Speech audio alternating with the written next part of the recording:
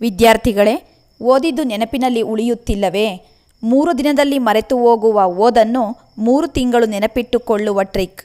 ಎಷ್ಟು ಓದಿದರೂ ಮರೆತು ಹೋಗುತ್ತಿದೆಯಾ? ಹಾಗಿದ್ರೆ ಈ 3 ಟ್ರಿಕ್ಸ್ ನಿಮಗಾಗಿ. Active recall technique. ಪುಸ್ತಕ ಮುಚ್ಚಿ ಈಗ ಓದಿದ ವಿಷಯವನ್ನು ನೆನಪಿನಿಂದ ಹೇಳಲು ಅಥವಾ ಬರೆಯಲು ಪ್ರಯತ್ನಿಸಿ.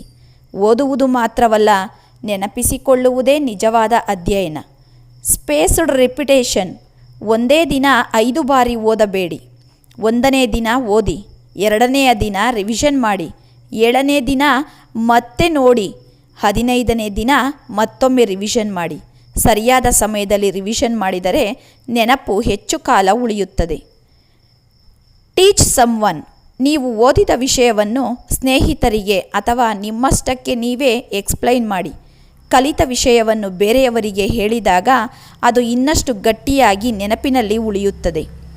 ಟಾಪರ್ಗಳು ಹೆಚ್ಚು ಓದುವುದಿಲ್ಲ, ಅವರು ಸರಿಯಾದ ರೀತಿಯಲ್ಲಿ ಓದುತ್ತಾರೆ. ಸ್ಮಾರ್ಟ್ ಸ್ಟಡಿ ಮಾಡಿ, ಹಾರ್ಡ್ ಸ್ಟಡಿ ಮಾತ್ರ ಅಲ್ಲ. ಓದಿದ್ದು ಬೇಗ ಮರೆತು ಹೋಗ್ತಿದೆಯಾ? ಹಾಗಾದರೆ ಈ 3 ಟ್ರಿಕ್ಸನ್ನು ಹಿಂದೆ ಪ್ರಯತ್ನಿಸಿ ಮತ್ತು ನಿಮ್ಮ ಮೆಮೊರಿ ಪವರ್ ಹೆಚ್ಚಿಸಿಕೊಳ್ಳಿ. ಧನ್ಯವಾದಗಳು.